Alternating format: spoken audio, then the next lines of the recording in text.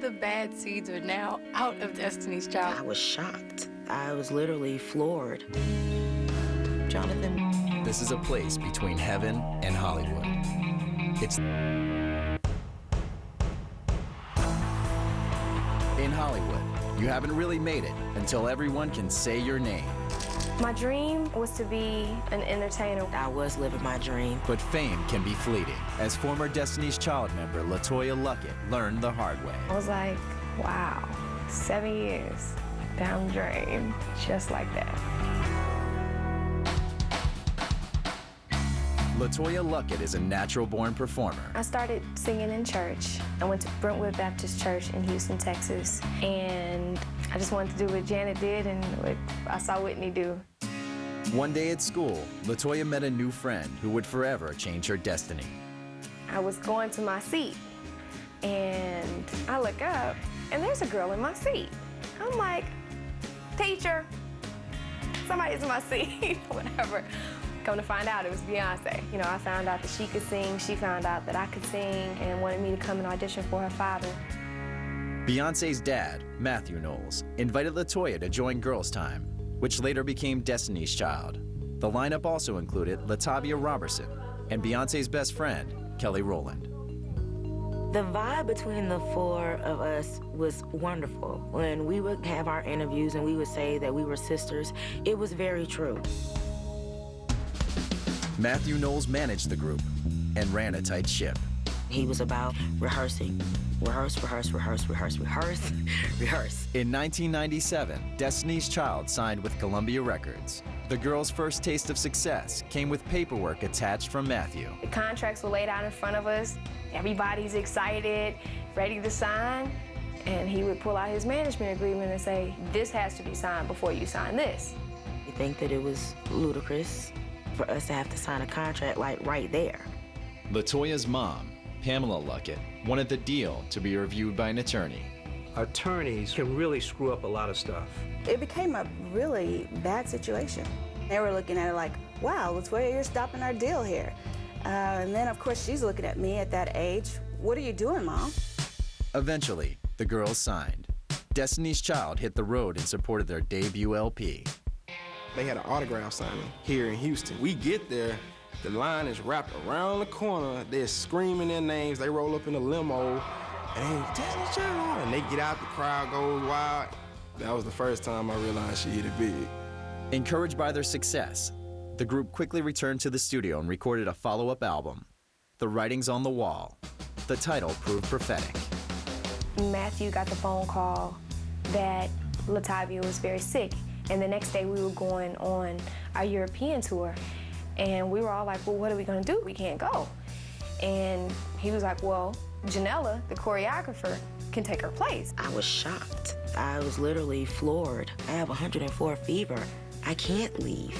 They really didn't understand still the necessary personal sacrifices they had to make to really become great at this. You know, this is our group member. You can't just replace a group member because she's sick. She's in the hospital. It makes you feel like, you know, was it worth it? Was it, you know, not? LaTavia missed Destiny's European tour that wrapped up in December 1999. As the money poured in, LaTavia and LeToya grew unhappy with their share of the group's huge success.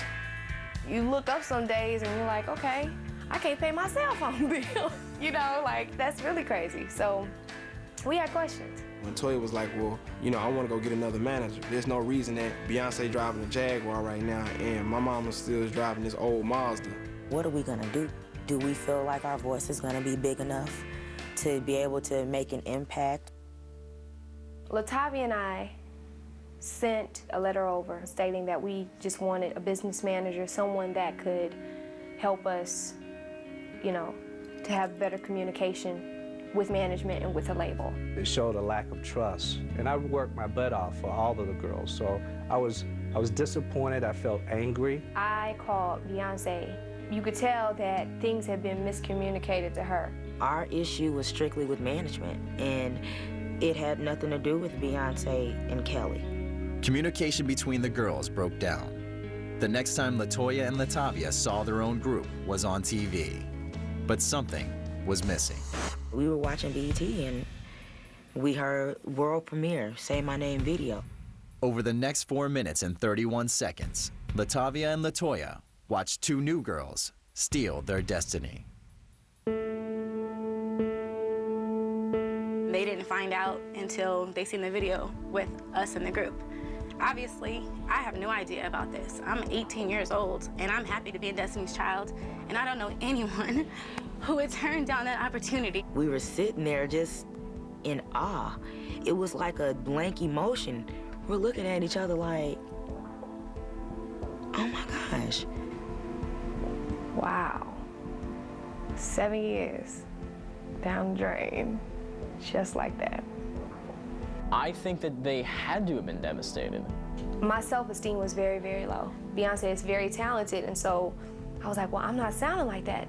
That's not my thing, so maybe I can't sing.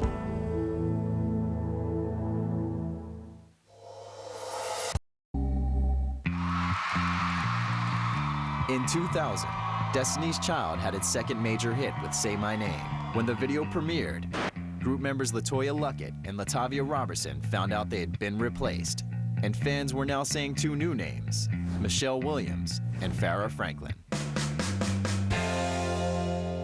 There was one side that believed that Matthew Knowles was this really intense, controlling, business-minded guy who had driven the two girls out of the group.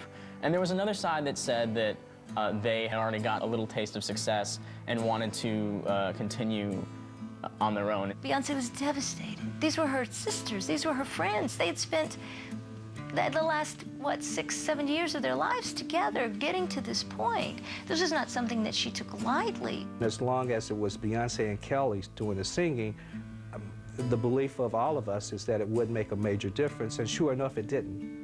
Matthew Knowles and Beyonce, that's the root, that's the tree. Don't get it twisted.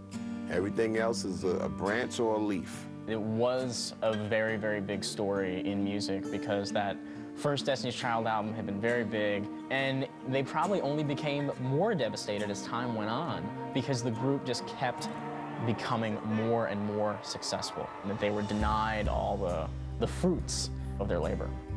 I was like ecstatic because I get to be a Destiny's Child, I know all the songs. It was like a dream. But 5 short months after Farrah joined the group, her dream was over.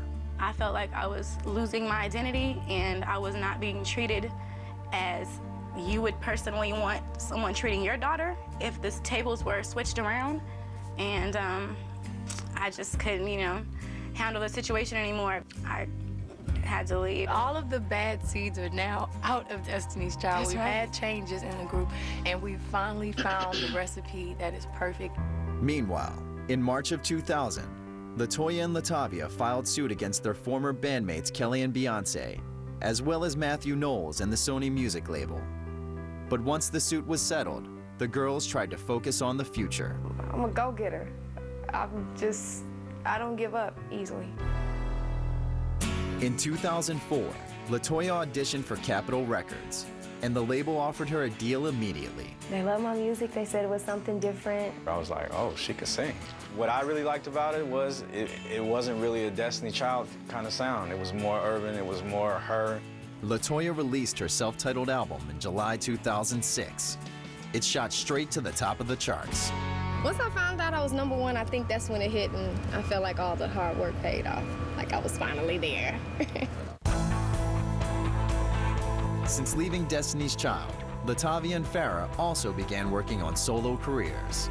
Now, Destiny's exes can each look back with a fresh perspective. I don't think that I was at a point in my life to where I could really grasp that everything is not what it seems. Missing the friendships, that was the hardest thing.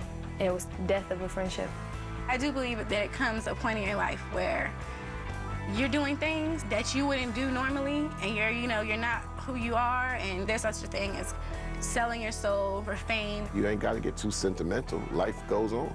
This music thing, man, cats got to just understand this changes are inevitable, and sometimes they're for the better.